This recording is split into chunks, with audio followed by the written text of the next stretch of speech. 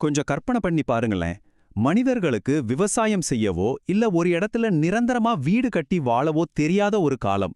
அப்படிப்பட்ட காலத்துல பிரம்மாண்டமான ரொம்பவே சிக்கலான ஒரு கோவில் கட்டப்பட்டிருக்குன்னு சொன்னா உங்களால நம்ப முடியுமா?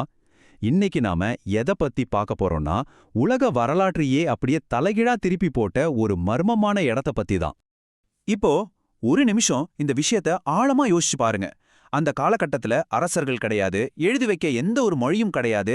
மனுஷங்க காடு காடா அலைஞ்சு வேட்டையாடி உணவை தேடுறவங்களா மட்டும்தான் இருந்தாங்க.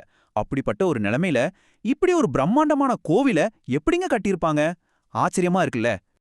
இந்த அதிசயம் ஏதோ ஒரு 100-200 வருஷங்களுக்கு முன்னாடி நடக்கலங்க.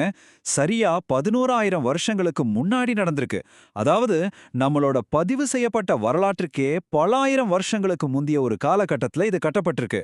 அதனாலதான் இது ரொம்பவே ஸ்பெஷலான ஒரு பழங்கால அதிசயமா பார்க்கப்படுது. இந்த கட்டிடத்தோட சைஸ பார்த்து தொல்பொருள் ஆராய்ச்சியாளர்களே நிஜமாவே மிரண்டு போயிருக்காங்க. மலையிலிருந்து வெட்டி எடுக்கப்பட்ட பிரம்மாண்டமான கல் தூண்கள் ஒவ்வொன்றும் சுமார் 5-6 மீட்டர் உயரம் வரைக்கும் இருக்கு. அது மட்டும் இல்லாம சில தூண்கள் 20 டன் எடை வரைக்கும் இருக்கு. இது எல்லாத்தையும் எப்படி இவ்ளோ தூரம் இழுத்துட்டு வந்து அழகா நிமிர்த்தி வச்சாங்கன்னு நினைச்சாலே தலை சுத்துது. சரி, இப்போ இந்த கோபெக்லி டாபே எப்படி நம்முடைய ஒட்டுமொத்த வரலாற்றையும் மாத்தி எழுதுச்சுன்னு பாப்போம். இங்க தான் ஒரு மிகப்பெரிய ட்விஸ்ட் இருக்கு. இத்தனை நாளா நாம என்ன நினைச்சிட்டு இருந்தோம்? முதல்ல மனுஷன் விவசாயம் பண்ண கத்துக்கிட்டான், அப்புறம் எல்லாரும் ஒன்னா வாழ ஆரம்பிச்சாங்க, அதுக்கப்புறம் தான் மதமும் கோவில்களும் உருவாச்சுன்னு நம்பிட்டு இருந்தோம். கரெக்டா? ஆனா இந்த இடம் வேற ஒரு உண்மைய சொல்லுது. தங்களுடைய நம்பிக்கைக்காகவும் சடங்குகளுக்காகவும் மக்கள் ஒன்னா கூடினப்போ அந்த பெரிய கூட்டத்துக்கு சாப்பாடு போட வேண்டிய தேவை வந்திருக்கு. அந்த தேவைதான் மனிதர்களை முதல் முறையா விவசாயம் செய்யவே தூண்டியிருக்கலாம்னு ஆராய்ச்சியாளர்கள் இப்ப அடிச்சு சொல்றாங்க. இப்ப அடுத்த கேள்வி, இது எப்படி கட்டப்பட்டக? எந்த ஒரு நவீன வசதியும் இல்லாத அந்த காலகட்டத்துல வேட்டையாடி வாழ்ந்த சாதாரண மக்கள் எப்படி இவ்ளோ பெரிய விஷயத்த செஞ்சாங்க? அவங்க கிட்ட இரும்பால செஞ்ச கருவிகளும் இல்ல, சக்கரம் கிடையாது, பாரம் சுமக்கிற மிருகங்கள் கிடையாது, எந்த ஒரு இன்ஜினியரிங் பிளானும் கையில இல்ல. வெறும் சாதாரண கல் கருவிகளை மட்டுமே வச்சு இவ்ளோ பெரிய பாறைகளை மலையிலிருந்து வெட்டி எடுத்திருக்காங்கன்னா அது எப்பேற்பட்ட ஒரு உழைப்பு! இதுல இருந்து நமக்கு என்ன தெரியுதுன்னா, ராஜாக்கள் பெரிய பெரிய சாம்ராஜ்யங்கள்லாம் உருவாகிறதுக்கு பல ஆயிரம் வருஷத்துக்கு முன்னாடியே மனுஷங்களோட ஒற்றுமை, அவங்களோட தெளிவான திட்டமிடல், அப்புறம் அவங்களோட ஆழமான நம்பிக்கை, இது மூணு சேர்ந்து எவ்வளவு பெரிய சக்தியா செயல்பட்டிருக்குங்கிறத இது ஆணித்தரமா நிரூபிக்குது.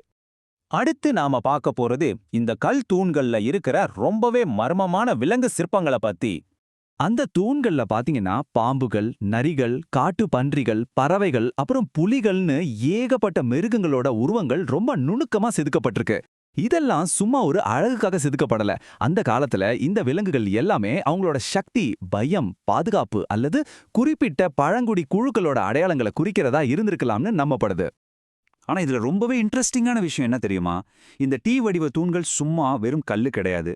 அதை கொஞ்சம் உற்று பார்த்தீங்கன்னா கைகள், விரல்கள், இடுப்புல ஒரு பெல்ட் மாதிரியான அமைப்பெல்லாம் இருக்கு. ஆனா முகம் மட்டும் கிடையாது. இது ரொம்ப சக்தி வாய்ந்த தெய்வங்களையோ அல்லது அவங்களோட முன்னோர்களையோ குறிக்கிற முகமில்லாத மனித உருவங்களா இருக்கலாம். இவ்ளோ பெரிய இடம் கட்டியிருக்காங்களே, அப்ப மக்கள் இங்கதான் குடும்பமா தங்கி இருந்திருப்பாங்கன்னு நாம நினைக்கலாம். ஆனா அதுதான் இல்ல. இங்க வீடுகளோ, சமையல் செஞ்ச அடுப்புகளோ, மக்கள் தினசரி வாழ்ந்ததுக்கான எந்த ஒரு சின்ன அடையாளமும் இல்ல. அதாவது இது முழுக்க முழுக்க பழங்கால சடங்குகளுக்காக மட்டுமே உருவாக்கப்பட்ட ஒரு புனிதமான ஒன்று கூடும் இடமா இருந்திருக்கு. சரி, இப்போ ரொம்பவே குழப்பமான ஒரு மர்மத்துக்கு வருவோம். இந்த இடம் ஏன் புதைக்கப்பட்டது? ஆமாங்க, இந்த இடம் தானா இடிஞ்சு விடல. இயற்கை சீற்றமோ இல்ல ஏதோ போரோ நடந்து இது அழியல. மனுஷங்களே தான் மண்ணு, மிருக எலும்புகள், பழைய கருவிகள்னு எல்லாத்தையும் ஒன்னா கலந்து இந்த இடத்த ரொம்ப கவனமா மூடி மறைச்சிருக்காங்க. எதற்காக அவங்க அவ்வளோ கஷ்டப்பட்டு கட்டின ஒரு இடத்த திரும்பவும் மண்ணுக்குள்ளேயே புதைக்கணும்? இதுக்கு தொல்பொருள் ஆராய்ச்சியாளர்கள் சில விஷயங்களை சொல்றாங்க. ஒருவேளை அவங்க செஞ்சுக்கிட்டு இருந்த ஒரு பெரிய சடங்கு முடிஞ்சதுக்கான அடையாளமா இதை புதைச்சிருக்கலாம்.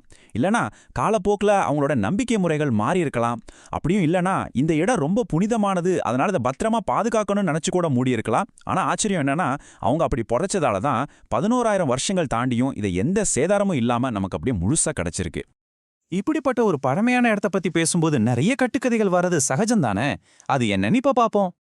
இவ்ளோ பழமையான இடம்னாலே உடனே ஏலியன்ஸ் கட்டியிருப்பாங்கன்னு ஒரு பேச்சு வந்துரும். ஆனா அதெல்லாம் சும்மாங்க.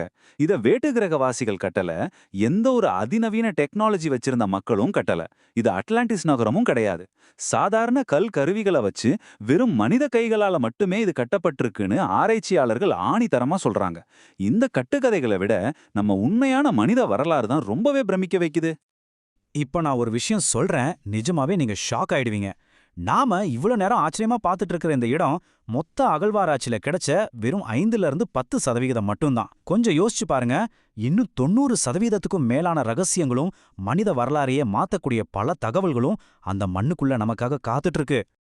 ஆக மனுஷங்கள முதல்ல ஒன்னா சேர்த்தது சாப்பாட்டுக்கான தேடல் கிடையாது, அவங்களோட ஆழமான நம்பிக்கை தான். இந்த கோபெக்லி டேப்பே நம்ம கடந்த காலத்தை மட்டும் காட்டல, ஒரு பொதுமான இலக்குக்காகவும் நம்பிக்கைக்காகவும் மனிதர்களால எவ்வளவு பெரிய விஷயங்களை சாதிக்க முடியும்னு நமக்கு உணர்த்துது. இப்போ சொல்லுங்க, உங்களோட பார்வையில நம்ம எல்லாரையும் ஒன்னா இணைக்கிற அந்த உண்மையான சக்தி எதுவா இருக்கும்? கொஞ்சம் ஆழமா சிந்திச்சு பாருங்க.